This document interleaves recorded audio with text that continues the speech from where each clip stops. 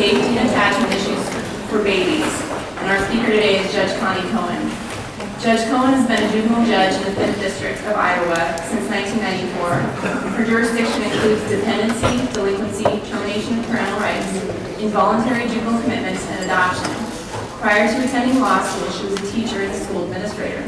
She is a former member of the Board of Trustees of the National Council of Juvenile and Family Court Judges and continues to serve on the Permanency Planning Committee. Judge Cohen has received the Iowa Judges Association Award of Merit, the Iowa Judicial Branch Court Innovation Award, the Drake University School of Education's Outstanding Alumni Award, and the Congressional Angels in Adoption Award. Judge Cohen is a frequent lecturer at local and national conferences and has served as adjunct professor at Drake University Law School and Des Moines Area Community College. Let's give her a warm welcome.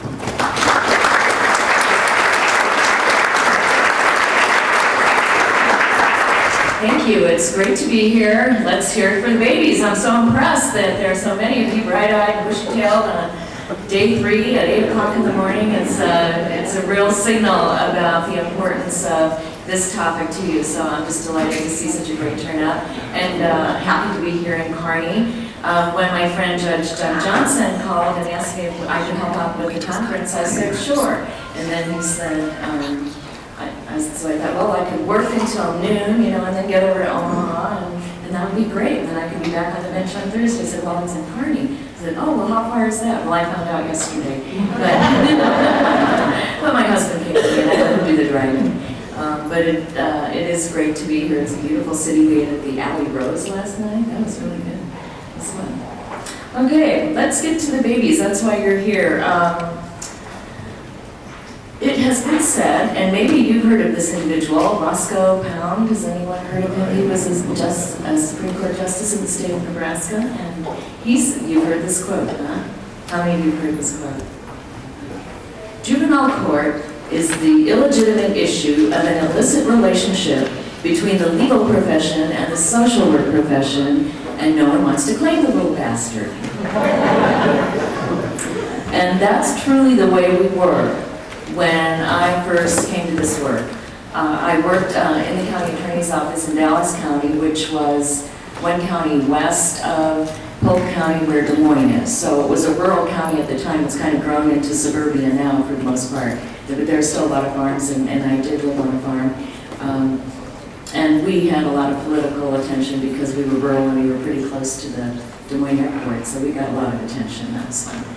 But that was really the way we were. And I'm just, it does my heart so much good to know that's not the way we are now. And there are a lot of reasons for that. And you have been part of that evolution, I'm sure. That's why you're here today. You know, 20 years ago, who would have thought about babies being important? They were just blobs. You know, nothing mattered till 3. We didn't know then that nothing mattered because we didn't know that they just couldn't tell us in English or whatever language that things were going on. But now we know so much about the science of child development, the plasticity of the brain, and how to heal things that have been wronged, that there are bells that can be unrung, and there are entitlements that children should be connected to early on, the earlier the better, so that they can benefit from the healing of the trauma. And we know we can do that. There are so many effective early interventions, and it's been the greatest joy of my career as a teacher, clear through to today, to be able to work with professionals in the fields that are supportive and collateral to the work that I do. How many law-trained people do I have in the room? Okay, quite a number, all right? Just give me a little indication of what you studied in undergrad. What did you study in undergrad? Pardon me? Psychology. Well, that's a good basis for that. History. Okay. History. Economics. Music education. Music education. Civil engineering. Right. So, who knew that you would be working with babies? And when we go to law school, for those of you who are not lawyers, it doesn't really matter what you did in undergrad. You can, usually you're going to be a doctor, you're going to have a scientific focus in your undergrad, and you're going to take pre-med classes, and there are some pre-law programs, but even those don't focus in on child development, mental health problems, substance abuse problems, and family systems, and psychology, and so we come to this work often ill-prepared to do it right. I was a teacher for 12 years before I went to law school, and I thought I knew a fair amount of child development law, and I was in the process of raising children. I was 34, and I had a 4-year-old and a 6-year-old when I started law school. So I thought I was a little better prepared for this work that I'm doing now than I really was. And it wasn't until I attended the National Council of Juvenile Family Court Judges Conference in Snowbird, Utah, where I realized how woefully unprepared I had been, and I was traumatized by the mistakes that I realized I had been making. And I have to serve out Judge Johnson too, because he and I went to a breakout session with Dr. Joy Osofsky, whom you heard, my hero, Judge Cindy Liederman, Dr. Hucha from 0 to 3, and if you had told me that a 6-month-old could be depressed, I would have thought, I'm not so sure. But after watching that still face experiment, how many of you have seen that on the DVD, Helping Babies from the Bench? Have most of you seen that work and attended the Helping Babies from the Bench? Then Judge Johnson and I walked out of that session with our jaws on the floor thinking, oh dear, what have we been doing? We thought we were doing pretty good work here. We were both educators, we were both very interested in small children, and we were thinking, we have missed the boat. So we got together and we convinced the National Council and Zurich to bring Dr. Osofsky and Judge Liederman and Dr. Hucha and some others to our respective jurisdictions, Omaha and Des Moines, and get this on the road. When we met I think it was 2003, about 200 people statewide joint disciplinary. About 5 people raised their hands and said, yeah, I know about the Part C of the IDEA, entitlement services for these babies. About 5 people in that whole room. And, what a lost opportunity. And so we decided we were going to do better, and we we got invited to participate in what's now known as the Safe Babies Court Teams. And it's been far and away the best work that I've ever done in my career. And it's truly made a difference. In recognition of some of the work that we were doing as a team, and we're a wonderful team, and I have to take my hat off to Judy Norris, our coordinator. She has the ability to, like Katie King, her counterpart here in Nebraska, to reach out to the community and find new partners. And that is one of the most important lessons I learned. At first, I thought, well, I'm going to be this great collaborator. I was a model court lead judge, and I thought, I can bring people on board, and everyone is well-intentioned and wants to do their very best. And, that's not really true. That's not human nature. Let's face it. We need to know what's in it for us. We need to know what's in it for us. And people started coming to the table. We're saying, we can do things better, easier, make your lives better, have some more success stories. And that's what kind of sank people. And then we've enjoyed so many ripple effects because of Judy's effectiveness in the community. For example, an agency, the Senior Services, whom we had a very difficult time to get into the table before this project, they came to us after Judy built that bridge and nurtured that relationship and said, we have some extra money. What would the judges think if a registered nurse went on emergency removals? A registered nurse? What could be wrong with that? What it did, they ended up with some extra money, and we were the first outlet they thought of to spend that money. And so now, the few emergency removals that we have to do now, there's a drug raid, and you've got a diabetic child, somebody can read the test strip. Somebody can find the inhaler. Somebody is worried about the blanket, the child's favorite blanket, in this traumatic event.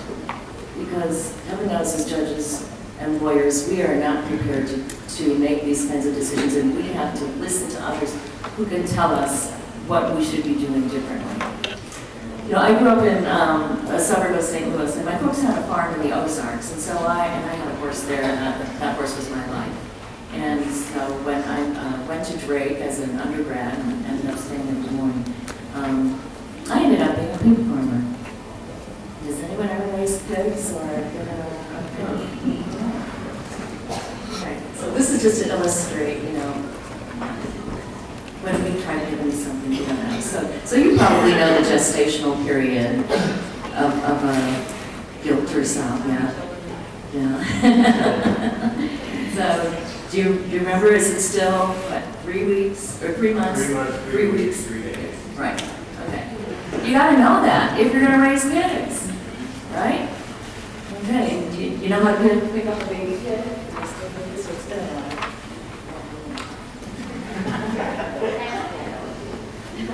This is the right way to do it. Do you know how to do it? How's that? Which seems kind of neat, doesn't it? But it's safer, it's healthier for the pig, because if you try to hold on to it like this, the sperm probably drop. And this way, they're not hanging around, they can breathe, and that's the way you do pigs out of nature. Or to nip their tails, or knock their teeth so they don't chew on each other's tails, or inoculate them, make boars into something else. That's right. I mean, you would not dream of starting a hog business without this kind of information. It would be irresponsible. You would never place all of your resources in that risky business if you didn't know. And how did you know how to take care of pigs? Somebody taught you, right? You know, and as judges and lawyers, most of us don't know how to take care of babies. We don't know the science of real development, so we need to rely on the resources that we have. And you're familiar with CAPTA probably, the Toddlers Production Treatment Act. And that's one of the ways that we've been able to reach out and demand better training for people who need it. And this is a federal law that's been in place for a long time. And the content of lawyer training, which is required for persons representing children in juvenile court, include information on multidisciplinary input required in child-related cases, including information on local experts who could provide consultation and testimony on the reasonableness and appropriateness of efforts made to safely maintain the child in his home. Information concerning family dynamics and dysfunction, including substance abuse, the use of kinship care. This is back in 1974, this stuff is on. Information concerning family dynamics and dysfunction, including substance, I said that. Information on accessible child welfare, family press, medical, educational, mental health, resources. How many lawyers really were getting this kind of training? Not very many, and certainly judges weren't. Some of us were civil engineers before we came to this work, and we learned a little bit along the way, but not more than that. So, what do we do with the information that we know? We know it's out there. We have to access it. There are 2 agencies whose websites should be in your favorites. And one is the National Council of Juvenile and Family Court Judges. You don't have to be a judge. ncjfcj.org. And there are some wonderful resources there, including resource guidelines. There's an infant and toddler checklist. Questions every judge and lawyer should ask about infant and toddler well-being and mental health in child dependency cases. It's a little outdated. They're working on updating it, so I didn't bring one. I didn't put one in my hands because they don't know how to, but it's still good stuff. It's a great starting place. And the 0-3.org, just spell it out, ZERTOTHREE.org. They are the brain capital for all of this work, and it's most of it is very digestible, even for a legal kind of oriented person. And that is enormously helpful. And this is Judge Lieberman, and it really takes us down to where we can get the news that you can actually use. So I want to talk a little bit about some facts unique to infants and toddlers and child welfare system, because I need to be reminded about this, because I see the trees, I don't see the forest. And I think, well, we did a good job in this case, and that case, so it's really helpful for me to get the landscape. And these are some very current statistics. We know that infants are the largest cohort of children entering care. 20% of the children that enter care. And we know in the Midwest, in my world anyway, it's probably the same for you, those meth babies. methamphetamine touches almost all of our cases. It was great when they locked up the Sudafed. You know, they did that here too, right? You had to sign away your life to get your allergies under control. But, you know, they build a better mouse than that. They're cooking it. There's always something new. And we've had a real search. We've eliminated the mom and pop labs that have toxins that the toddlers were traveling around in their diapers when the hazmat suit guys came in to clean it up. But, you know, that's still a huge problem. 33% return to placement. Infants remain in care longer. That doesn't make sense. In Iowa, we're supposed to have permanency within 6 months if the child is under the age of 4. Not the 12 months, but the 6 months. Because, you know, you got a 1-year-old, 6 months is half of her life. So that was kind of hard for me to swallow, but that's the reality. 81% of childhood fatalities occur in children under 4. 81%. They experience developmental delays 45 times greater than children in the general population. Nearly 8% suffer from drugs. More than 50% suffer from serious physical health problems. More than 50% cognitive delays later on. Think about the expenses down the road in terms of schooling and productivity in the workforce that could be delayed, that could be avoided.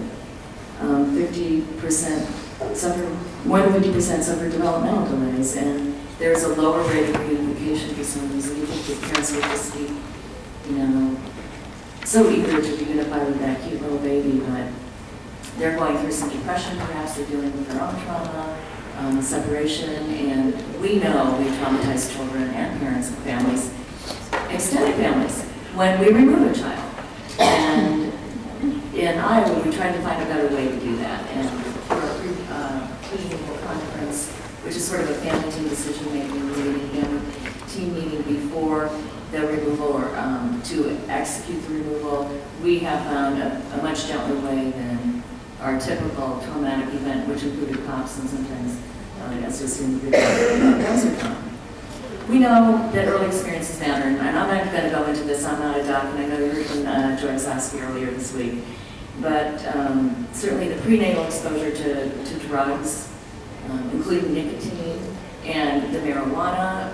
Dr. Rizwan Shah in our community, pediatrician, tells us that marijuana is one of the most dangerous drugs you can deliver to a fetus because of the carbon monoxide content. We all know what carbon monoxide does to brains. It kills cells. And there is a fair amount in cigarettes, but there's a lot in THC. And marijuana, and God knows what else is in that blunt or that joint that's been rolled. So prenatal exposure to alcohol is a real challenge too. But the brain research shows that these little lines, brains are very plastic, and they can heal and they can grow with very simple, doable early interventions such as infant massage. Just massaging an infant can really connect some of those brain synapses and heal. And the groundwork is critical in the early years. Positive experiences are essential to healthy development. And we have to keep learning all the time. There were, Katie Connie in Cherokee, North Carolina for a Safe Babies 14 crossfights meeting, probably about 100 people. And one of the most astonishing things I heard, and maybe you knew this, the new research tells us that a child's ability to absorb language peaks at 8 months. 8 months. This was shocking to me. But then think of the application. Think of the power of that language, of that information. When I can tell a parent, it's so important that you read to your child the same book over and over again. Doesn't matter how bored you are. You've got to read that same book over and over again. You've got to sing to your baby. You've got to talk to your baby. You've got to do everything verbal with your baby that you can possibly think of, even if that baby isn't talking back to you. Because that child's ability to absorb language will peak at 8 months. Think of the lost opportunity for those babies who don't get talked to, who don't get sung to, who don't get read to, who don't know the itsy bitsy spider. And of course, you your perspective is your reality, and so I'm always relating it back to my own experience raising my children. I thought, is Ben ever going to talk? You know, he seems pretty smart. He understands everything I say. Why isn't he talking more? It's because he's a boy. You know, I'm thinking, here I'm an educator with a master's degree in elementary education. And so, what about those kids who hardly say a word, and their first word is a perfect sentence? How many of you know kids like that? Yeah, they don't say much, and then their first words are a beautiful sentence. And it's because they've been absorbing. And think about the implications when you're using a second language. When should you be doing that? Well, these children's language absorption abilities stay really high until they're age 3, and then really take a dip at age 8. So you still have that great window of opportunity before age 3, which is when they're just putting it together in their little brains that are so spongy and so brilliant and so plastic and so healable, that if you can provide those positive interventions, positive experiences between 0 and 3, you can heal a lot of in utero damage, and it's just incredible what can happen. The quick story, had a child on my caseload who was, well, mom would do so much math, that the baby actually had a stroke in the birth canal during the birth process. And when she was born, she looked like a stroke victim, half of her body was sad. And through the months ahead, I would see pictures of her, and you could tell, you know, her little mouth was droopy, and her body on one side was droopy. But as the months went by, you know, I remember her little sitting up picture, you know, her hands were more like this, and she was smiling, and it wasn't a symmetrical smile, but it wasn't too bad.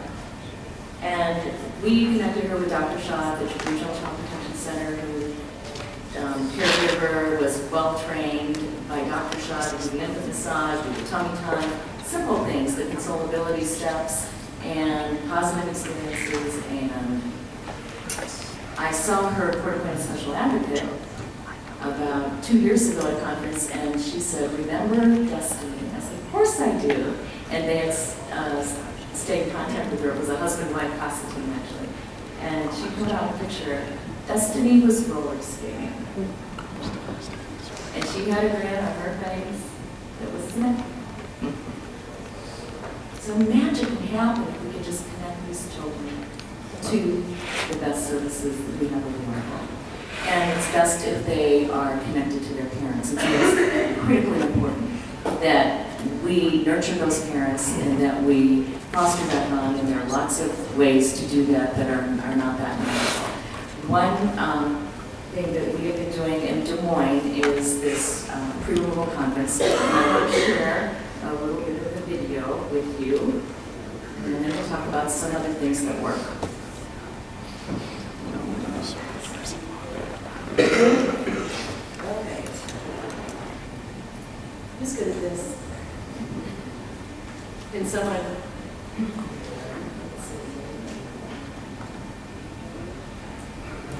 Seems to have gone to sleep.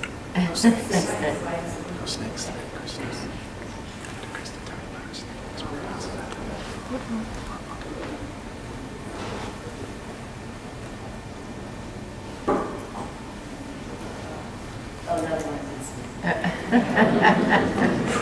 Okay, so one of the little tricks that I've developed, and this is so simple. Go to Target, buy 2 books that are $1. You can probably get somebody in your community to get this, to pony up some books. Same books. Right. Child's place with grandma. Grandma gets 1 book, mom gets the other book, and then every night there's an agreement.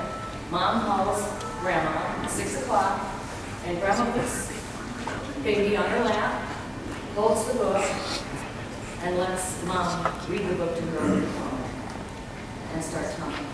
You can do this from jail, you can do this from prison, you can do this from Kuwait, you can do it from anywhere. Skyping, even better if that's available. It's a really simple method that we've developed to keep those children connected. And what else does it do? If that baby's out at the age of 8 months, wow, we're really making that absorption maximized while hearing that voice and associating that relationship. And then when mom does get to see her, then she gives up the book and they start having to sleep together. And it's okay to read the same thing over and over again. That's what children like. Right, some other things that work, and all of these are the materials that I've provided on the thingies, whatever we call that. Developmentally appropriate parenting. You know, this, I must apologize because this isn't exactly the title, because judges obviously covered this case after the removals occurred. So removal has generally occurred, and we are trying to reunify. So one of the most important things for reunification is appropriate parenting time. You've got to get these parents together. And at the pre-removal conference, well, let me take you back. The way we were, we had a terrible practice. These children would be removed in a traumatic situation, and the parents would be traumatized, the children would be traumatized, nobody knew when they were going to see each other again. We would have a removal hearing by law within 10 days. 10 days. You know, if I have a 16-year-old who breaks the law or violates a major condition of probation to the point where he's running away, or yeah, I just need to.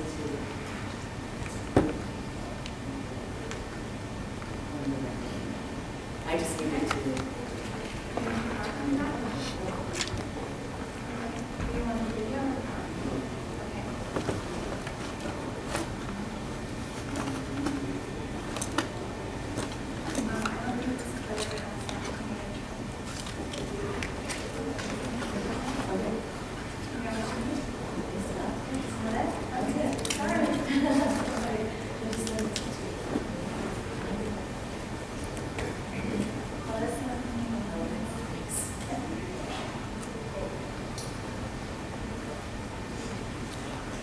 So we used to think, that that was okay. So we have this removal hearing within 10 days. Well, if I have a delinquent, he's entitled to a detention hearing within 24 hours. No, I didn't get any lawyers complaining, I'm not ready, I need more time to get ready for a detention hearing. He's got to get in detention. He's going to get ready. Well, we've ratcheted that down as close as we can. We're trying to do 5 days now. But even with 5 days, that's a long time for a child not to know where the parent is, or the parent not to know how the child's doing. And we're punishing children who've done nothing wrong, whereas we're giving these delinquents who are alleged to have done something wrong, parents within 24 hours. It just didn't make sense. So these pre-removal conferences have helped us assure that the family contact is going to occur, and that all the supports are in place. And now, in that 5-day hearing, instead of 10-day hearing, which is still too long, 5 days is still too long, we're trying to get it lower. We are, I'm seeing just a major sea change in what is happening. They've already had their substance abuse evaluation. They've already had 2 or 3 contacts with their children. They've already had a bus pass so they can get their drug screens dropped. And it's just been amazing how many early interventions have already occurred, and this child has been seen by the Child Protection Center, been evaluated for Part C services, and we are rolling. And we need to roll fast, because remember that clock is ticking. We've got 6 months with these little ones. And then at the first or second hearing, usually the second hearing, the adjudication hearing, I'm setting that permanency hearing date. So everyone knows, black and white, this is the date by which I must return the children to you. Or we're looking at other permanency options. So that everybody's got it on their calendar, number 1, because everybody gets real busy to try to set it in 30 days. And number 2, it's something black and white for the parents whose brains often need something very concrete. This is the date. It's pretty fuzzy for me to say, well, in 6 months, in 6 months. That's pretty abstract, especially for someone who's coming down off a mountain high, or someone who's low functioning or mentally ill. So we get that right out there, and no holds barred. We talk about concurrent planning from the beginning, so the parents know this is really important. And you've got to have meaningful hearings. If you are lawyers, demand that you have an in-court hearing, because without the judge taking the bench and asking the questions, what else do you need, which is, by the way, required by the Adoption Safe Families Act federal law, without that happening, you're not going to be sure that your clients are getting what they're entitled to. And it's too late to complain about the sufficiency of services if you get to a termination of criminal rights hearing, if you haven't been complaining about it along the way. So demand those in-court hearings and make sure that your clients are getting what they need and that the judge is informed about what's going on and paint those pictures. We also have attachment assessments, and I know you have those here, and we try to get those scheduled right away, and those give us such golden information. We had the most difficult parents attorney, zealous, overzealous to a point a lot of times.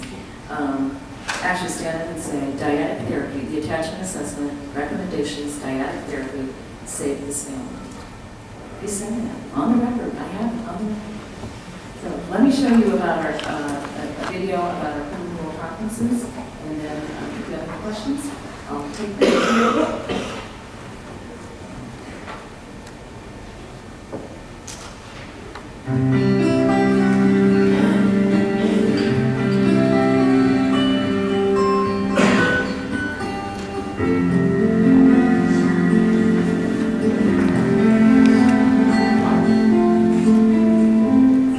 Bringing a baby into the court system is often horribly traumatic to the family, and especially to the infant, who has already experienced abuse and neglect. One idea that is helping is the pre-removal conference. It enlists parents in protecting their children, making them part of the solution. When I started this work about 16 years ago, the parents came into court with their sleeves rolled up, not ready to work, but ready to defend themselves. They were scared, they were distrustful, they were angry, they had all the emotions that anyone would have when thrown into this system. Their children have been removed from their care, often with the police involved, sometimes guns drawn. Removals truly would re-traumatize children and parents, because there would be something, whether it be drug use, domestic violence, an injury to a serious injury to a child that was requiring the removal to occur, and then often the child would be re-traumatized by a police officer and a social worker coming to the home and taking them. And so as you're removing them from the home, no matter what the situation or how bad the situation is in the home, they love their parents and that's where they want to be, and so they're scared. When I first lost my child, the police came to my house and I didn't know what was going on. And I wanted to get sober, but I was so far into my addiction, I couldn't stay sober one day. I think most people don't say, when I have this child, I'm going to be a substance abuser, or when I have this child, I'm going to get in a domestically abusive relationship, or I'm going to traumatize this child as they're growing up.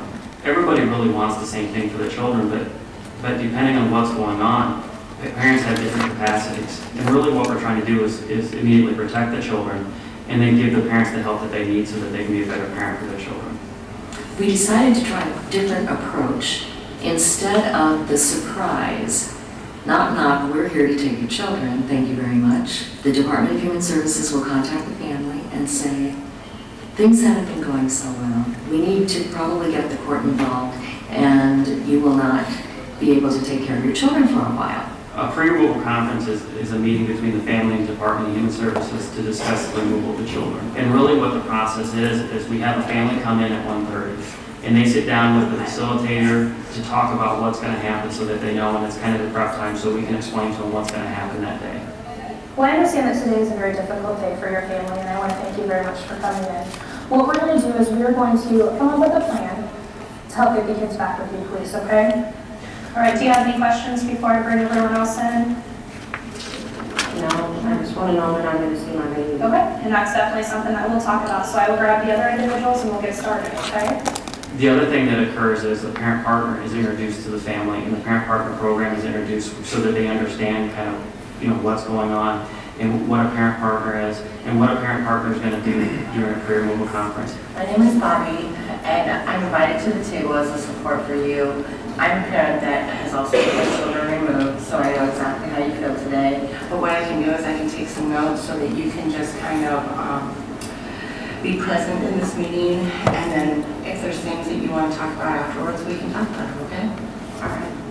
The family may choose not to have a parent partner, but even if it's just somebody sitting there during a meeting telling them, you're going to get through this meeting, it's going to be okay, because it's so chaotic.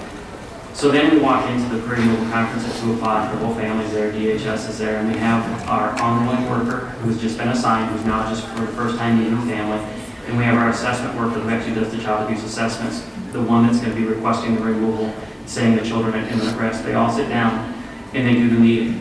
And one of the first things that we cover is, why are we there? And we really try to encourage the parent to talk about, what's going on in their life that's resulting in the removal of the children. We really think it's important for the parent to have their voice in that. The first thing that we're going to talk about is the protective concern, or the reason that we're at the table today. I used about 3 days before I had Destiny. Okay, thank you. I know that was very hard for you to share. So even they're about as low as they can get as far as having the children removed, we really do try to start out with strengths. What are the strengths with the family that we can build from? I would say that the biggest strength is that you were honest about your drug use and you've accepted responsibility for what happened. Another huge strength is your sister and the fact that she's willing to come forward and take custody of your kids while you work on your issues. When you look at all the research, children do better with relatives. They do better with family. Children are best served if they can remain in the parents' home and remain there safe, but if that can't happen, they're much better if we can put them with somebody that they know. Really, the last resort really should be foster care. And if you go far enough and wide enough, you can usually find healthy family members that can take children, that want to protect children, that will do the right thing. So then we start out with strengths, and then we kind of go into needs, and then we also have visiting nurse services that attend the meetings for the healthcare needs of the children. Is there anything else? Do they have any appointments coming up? Well, because Destiny tested positive, we would like to have her evaluated at the Regional Child Protection Center. And that's a team that works with children that have been exposed to drugs and know the effects of drugs on children and are able to assess their needs. Denise, do you have supplies to have a baby at your home? Like do you have a crib or car seat, those sorts of things? I talked to the social worker at the hospital and I think they have a car seat for Destiny, a crib. And what about today, like diapers and formula? Well, the hospital already has some that they're going to send home. You'll be able to get WIC though, which is the Women, Infants, and Children's program that you can get signed up. We'll provide formula and then also some dietary foods for Michael. Well, now we have a plan. They have things that mean something to them. Hopefully they're being placed with a family member and there's a plan for them to have the family interaction. And what will the family interaction look like? What we've talked about is obviously we want police having as much contact with the kids as she possibly can, supervised. So when I'm there, Denise has to be there. Denise and your mom will supervise a lot of your contact with the kids so that we can get you as much of that contact as possible, but Katie will still be doing some. And I will meet with you weekly to evaluate safety in the home and make sure that whenever we return the kids to your care that everything is safe for the children. Is there any crisis planning that we need to do regarding family interactions? Any reason that a visit might need to be ended? Denise, obviously, if you believe that she's under the influence, then that visit needs to end. I need you to call me or subsequently Jessica once the case transfers. If David is released from jail and he goes over to Denise's house, what would be the plan at that point? You need to call me. You need to tell him that that's what he needs to do, is that he needs to contact us, and that you're not able to authorize any type of contact with the kids or anything like that, that needs to all come through the department. Well, moving on, Khalees, during the prep I heard you say that you don't really know what's going on and you kind of want to know what you need to do to move forward. Is that correct? So I'm going to turn that over to either Janelle or Jessica. Kind of talk to me about what some expectations might be for Khalees at this point. There's another service for Khalees that we didn't talk about, was her actually attending some groups maybe at Children and Families of Iowa to address the domestic violence that's occurred between she and David. Children and Families of Iowa has a lot of services, Khalees. They're just educational groups about noticing signs of abusers and how to exit those relationships, and there are also individual therapists there that can work with you. Khalees, I'll also be asking that you provide random drug screens. I'll send you out a letter with a phone number that you'll call every day. If your assigned number is called that day, then you'll need to go in and provide your drug screen. Is that something that you're willing to do? Yeah, Yes? Okay. as long as I can stay sober today. Okay, so that's something that we need to talk about. I'm going to actually give Khalees my phone number. I'd be willing to go to meetings with you. I do attend Alcoholics Anonymous meetings. I can be that person for you to, kind of talk about the let if you feel like you want to go use. Then after the pre-removal conference, what we do is then we sit down with the family members that are taking the children and we start signing them up for their benefits. And then depending on the age of the children. And that last part was something that we just realized we were really lacking in, and maybe you've already figured that out. Okay, thanks, Ann, Susie, for taking 3 children into your home. The next hearing will be in 5 days. See you there. Good luck with that.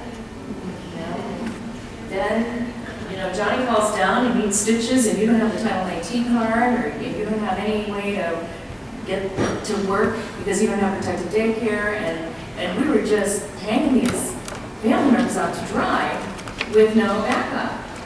Thanks, see ya. And so sitting down at the very first opportunity and getting those benefits rolling, getting those cards issued, getting everything so concretely available is a huge, huge piece of this. Police is a great mom now, a great success story, a parent partner, helping others. Our parent partner program, I think you saw Denise as well the other day, was that yesterday? She's amazing. And they are, I don't know how much Denise was able to get into the parent partner program, but it's basically like an AA sponsor. They are just there 24/7 to support you. They have been there, they have succeeded. They can give these parents a sense of hope, because I liken a removal to going to the doctor with a loved one and getting horrible news. Horrible news, you hear that C word. And then what happens? You just shut down. You can't absorb it. And didn't police really show that that's what she was going through? She was deer in the headlights, and that's why they're only in the first year and sometimes the second year. So you really need somebody there to talk her off the ledge when she comes to. And she's absorbing, and she might still be high, and she's had a lot of trauma as well that's unresolved. So you really need somebody there to translate, and CASAs are also wonderful for that translation service later on in Hawaii. Because I think, I talk to people pretty well. I try to look them in the eye, I invite them to ask questions, and my dear friend, Ian Cartwright, CASA coordinator, said, really appreciate the way you talk to people and take the time to explain things so clearly. But I gotta tell you, Judge, the first thing they ask on the hallway is, what did the judge say? No, you don't know. And if you are in that fight or flight mode, how can you remain attached? How can you think about that highest level of human relationship to build a positive bond with a screaming baby that you only get to see a few hours a week, maybe? And that's, again, why our relative placements are so critically important. Foster Connections has been a wonderful support as a federal mandate for notifying all adult relatives within 30 days of removal and trying to find these folks. Paternity testing is hugely important to these dads. Sometimes, we know dads are pushed out.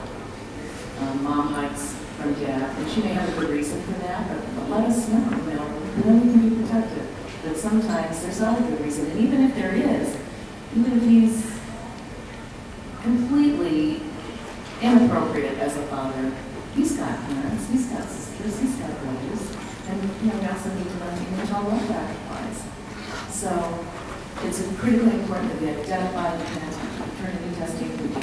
We get everybody on board as soon as possible with the planning. Any questions about this before I go on? I can let Chad and Catherine start talking about this. Pre-removal conference. You may be wondering why a lot of people do. Well, they get this phone call, and what's to keep them from splitting?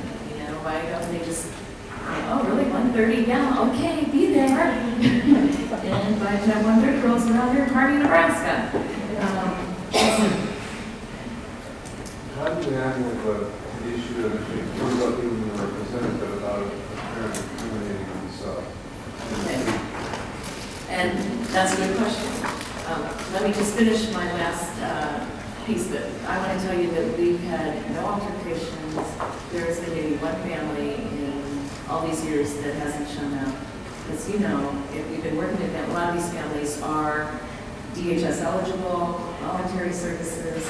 We've been working with the families, and if it's a flight risk, they do it differently. They will post removal conference, right, incriminating themselves. This, what goes on at the pre-removal conference, you notice no lawyers are there. It is basically the removal. It's the same kind of, it's a substitute for going to their home and removing the children in a traumatic atmosphere. This is a substitute. And I never hear anything that they have said at the pre-removal conference. It's completely off balance because there are no lawyers there. And the staff, the people that work with the pre-removal conferences, know better. You know, they've been trained in enough law to know that they can't say, by the way, Judge C said this. It's just, they don't know that. It's all confidential. The other blessing at this pre-removal conferences is, maybe you would see later in the DVD, Judy Norris would come in and talk about signing releases and say, I want you to consider these. You'll have a lawyer, you'll talk to a lawyer about what releases you want to sign, because isn't that one of the worst delayed features? I don't know about Nebraska, but in Iowa, every doc, every therapist, every professional has their own release form. They don't have a uniform release form. And so the delay of information, well, they recommended, outpatient treatment for me. Well, we don't have that piece of paper that says that, and the DHS workers can't take that piece of paper and get those services started. And so we get all the releases signed with the lawyer sitting down right there advising the client. The other key to this is we've been able to convince the public defender, and maybe you've done this as well. I think it's different in talking to some of the judges. It varies from county to county perhaps. But I appoint lawyers for parents at the removal when I sign that order actually doing the removal. So that when we have the removal hearing, we have lawyers there. I appoint them subject to the filing of a qualifying financial affidavit. How many of you are able to get appointed before the removal hearing? Okay. How many are in jurisdictions that you can't? Okay, not too many, good. So the majority will be in here anyway. And that just makes fiscal sense, doesn't it? Because what's going to happen if I have a removal hearing and the parents show up and they qualify for court-appointed counsel, which most of them do, and I can find a lawyer in the courthouse. I usually can in Polk County, it's a big courthouse. But if you're in a small county, with not a lot of lawyers, then it might be pretty hard to do that. So what happens? What's going to happen? The C word. Continued. Continuous. Yeah. Who does that help? Nobody. It doesn't foster the harm, that's for sure. Other questions? I'm curious, before this pre-removal conference, do you have an order from the judge, or does the Iowa Department have the ability to remove children? They have the ability to physically remove in imminent danger, but the judge has signed the order, usually, or it comes right on the heels of the pre-removal conference. It's usually on the heels. But your agency has that authority. Right. Because in Nebraska, only law enforcement. Well, I'm sorry. Yeah, I should say they don't have it. It has to be law enforcement involved, or to go to the home. But in this arrangement, the county attorney is involved, not at the table. They don't go to the pre-removal conference, but they have law enforcement or juvenile court officer under our statute is able to do that. But it's usually a voluntary handoff because they know. And it's not a negotiation about to remove or not to remove. It's not a negotiation, it's a done deal. There's only been one time at a pre-removal conference where there wasn't a removal after all, and that's because Grandma came in and she said, I can move in the house today. I can be there 24/7. And she said what she could do, and then my sister can fill in the gaps. last year, and so they had a family plan already. They had a safety plan that was very viable, and so that's the only situation I know of in about 4 years that they haven't, that hasn't resulted in removal. They changed their minds. Yes? Is that DVD on our flash drive, you know, or? I don't know if it is, but they should be available to anyone who wants them. Talk to Judge Johnson, and there are other there are other selections on there that you'll want to see. Another, I don't know if we have time, maybe a little bit of this. Another thing that we've been fortunate to do in our jurisdiction is nurture foster placements in addition to kinship care, which is very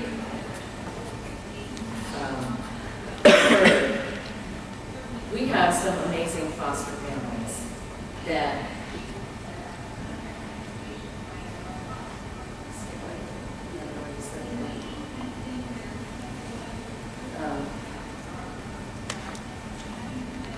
actually foster the birth parents' relationship with the child. And I want to show you a little bit of this film. This demonstrates another way to really foster the nurturing relationship with the children, because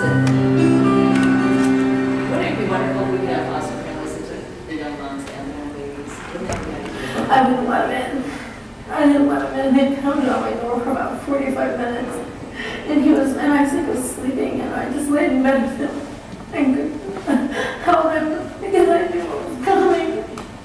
Exhibits 1 through and including 5 are admitted.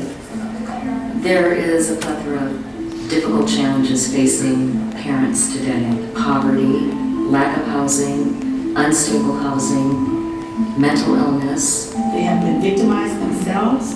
They've lived a life in which they have been neglected or abused. They are addicted to drugs. I grew up in domestic violence and my mom was an alcoholic, and I just hated myself. And I wanted to get sober, but I was so far into my addiction, I couldn't stay sober one day. They often turn to substances to numb out the pain that they experience on a day-to-day basis because they've grown up without love and without care, and they have very painful lives. My mother didn't raise me, my mother wasn't in my life, my grandmother did, and I always felt different when I was a child. Always, always, always felt different. If our goal in child welfare is really to help these parents to become better parents, we have to deal with their early experiences of trauma. I had an uncle that was very inappropriate with me. Nobody believed me. My grandma didn't believe that her son was doing this to me. So I think that kind of did a number on my self-worth and what was wrong with me. We do see a fair amount of parents who have been sexually abused, but we also think that probably there may be more of it out there, and they don't talk about it. When I was young, my parents, they fought a lot when they drank. They split up several times, they separated several times. We lived with an aunt for a while, and things happened. I was molested by a relative several times while I was growing up, and didn't ever deal with that kind of stuff. I was introduced to crack, and that seemed to take away every little thing that I was trying to deal with. I think some people would just write them off and say this is just a drug addict and they're having kids and why do you waste your time and forget about it and this is going to be a crack baby. And that's not the reality. This parent may decide to get sober for the first time in 10 years because somebody cares enough to listen. Watch your little brother, okay? Be honest. Keep an eye on him, okay? Edwin's case on paper wasn't a pretty sight to see. If you were to look at his case on paper, you would think that there's no way that this man can safely parent his child. I pretty much grew up on the streets, so I was a part of the drugs and the gangs, and anytime I got frustrated, I would turn to drugs, you know, to relieve some of that frustration. What we found in him, though, is that when he was surrounded by people that believed in him, he was so cooperative and so willing to hear and to learn and to ask questions and to really want to know what the best thing is for his child. And he puts us weight on the elbows. That helps build up these shoulder muscles, so that's very important here. She wants to roll over right now. Yeah, I know. I knew that I was always a good dad, but I just didn't have the time and the patience to really understand what being a dad was all about because of running the streets. She's going to be her immunization, okay? And so a lot of parents, to this point, teaching people how to break that cycle of the way they were parented so that they can do better, and to help them understand it's not their fault, and that they can make changes and be a better parent than they have the benefit of having. Other people would have had a lot of judgments or a lot of thoughts about what a mom like this brings to the table. She's a young mom. She has been in a violent relationship. She is now, as a result of that, a single parent, doing it on her own, struggling to finish high school and take care of this baby. The core, look, say sailboat, say boat. I really worked on addressing with her the things that she was doing well and really tried to bring up the things that were maybe falling a little bit more behind in the things she was struggling with so that she was in a better position to succeed as a parent. You kiss her, Mom. You kiss. Oh, I needed a kiss. So one of the things you notice, I probably picked up and I've done along the way with you is help to put some words to what he might be feeling or what certain experiences might be like for him. Okay, that's an example, Diana, here. That is really working, as you can see. It's really important to approach these cases after you take jurisdiction in a problem-solving manner, because we know what's best for children is to be with family, to be with the people that brought them into the world. But if you don't address those traumas, we found almost every one of our parent partners was sexually abused by someone that was in a caretaker role when they were children. And unless we can help them heal those wounds, and now we're learning about generational trauma, historical trauma, it's not going to happen because the first time they experience stress after we go away, they're going to default to those harmful coping mechanisms, drugs, self-harm, that kind of thing. And so if we don't heal those wounds, we're not going to be successful. This approach has been demonstrated successful in Florida. This approach resulted in 90% elimination, 90%. And our projects in 4 other jurisdictions have been evaluated to be far in excess of these performance standards across the nation. Sir? I am having a little trouble understanding how this fits our circumstance. I've worked with these cases now for more than 30 years in real rural Nebraska. And over that time, more than 20 of those years have been as the county attorney, and I've never encountered that I can remember a situation where we knew we were going to remove a baby. I get that call about 6 o'clock that night saying, from the social worker saying, we went out, myself and Officer so-and-so, and we pulled a child this afternoon. And that means that I have X hours to get the paperwork to the judge to authorize them with the detention proceeding. Sure. But how do you know that you're going to remove a baby? Our system doesn't work like that. And we don't always know. And in those cases, we have a post-removal conference as soon as possible.